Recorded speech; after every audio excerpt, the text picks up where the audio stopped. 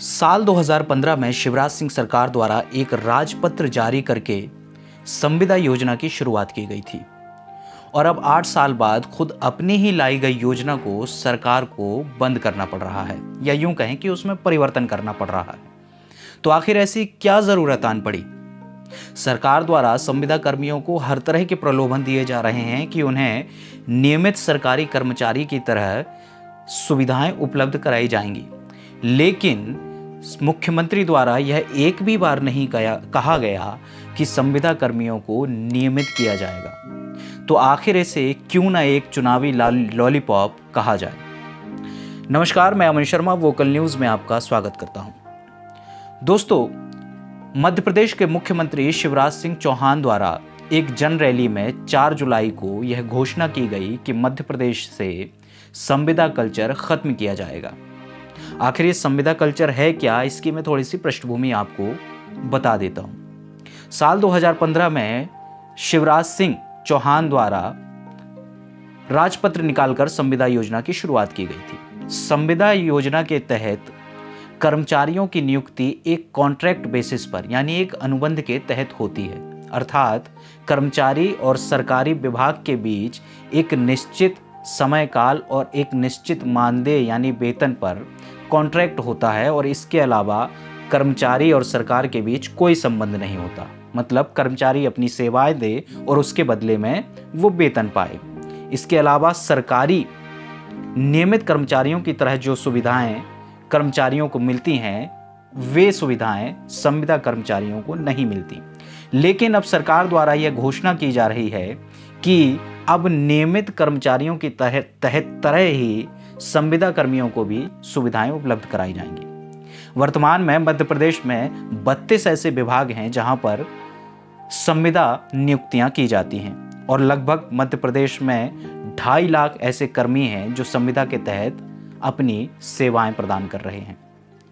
गौर करने वाली बात यह है कि सरकार के इस फैसले से सरकारी विभागों और संविदा कर्मियों के जीवन में क्या परिवर्तन होने जा रहा है और क्या परिवर्तन होना चाहिए, तो मैं आपको बता देता हूं। सरकार के द्वारा जो हाल ही में फैसला लिया गया है, उसके तहत सरकारी संविदा कर्मियों का 1 साल का अनुबंध समाप्त कर दिया जाएगा। मतलब संविदा कर्मी अब 1 साल से ज़्यादा समय तक के लिए सरकारी विभागों के साथ काम कर सकते हैं। साथ ही साथ वर्तमान में जो संविदा कर्मियों को 90% वेतन मानदेय दिया जा रहा था, अब उसकी जगह 100% यानी पूरा का पूरा वेतन मानदेय दिया जाएगा। इसके अलावा नेशनल पेंशन स्कीम के तहत संविदा कर्मियों को पेंशन उपलब्ध कराई जाएगी। साथ ही साथ 5 लाख का स्वास्थ्य बीमा भी उपलब्ध कराया जाएगा। इसके अलावा अनुकंपा नियुक्ति की योजना भी संविदा कर्मियों को उपलब्ध हो सकेगी। रिटायरमेंट के बाद ग्रेच्युटी के तहत उन्हें एक अलग से फंड भी प्रोवाइड किया जाएगा। साथ ही साथ वर्तमान में नियमितीकरण में संविदा कर्मियों का कोटा लगभग 20% का था, अब इसे बढ़ाकर 50% कर दिया जाएगा। इसके अलावा संविदा कर्मियों को मातृत्व छुट्टी और अनेक प्रकार की छुट्टियां भी उपलब्ध हो सकेंगी। इसके अलावा ऐच्छिक अवकाश और अवकाश निस्तारीकरण जैसी भी सुविधाएं संविदा कर्मियों को उपलब्ध होंगी। साथ ही साथ अभी तक संविदा कर्मी जो हर साल सेल्फ अप्रूवल यानी कि स्वमूल्यांकन पत्र जमा करते थे, वे भी अब नहीं करेंगे। अर्थात इस सेल्फ अप्रूवल की कॉन्टैक्ट से भी अब उन्हें निजात मिल जाएगी। साथ ही साथ संविदा कर्मियों को अलग से महंगाई भत्ता भी उपलब्ध कराया जाएगा और इतना ही नहीं, संविदा कर्मियों के लिए एक अलग कैडर भी तैयार किया जाएगा जो उनकी नियुक्तियों के संबंध में और सभी अन्य सुविधाओं से संबंधित कार्यों का लेखा जोखा रखा करेगा।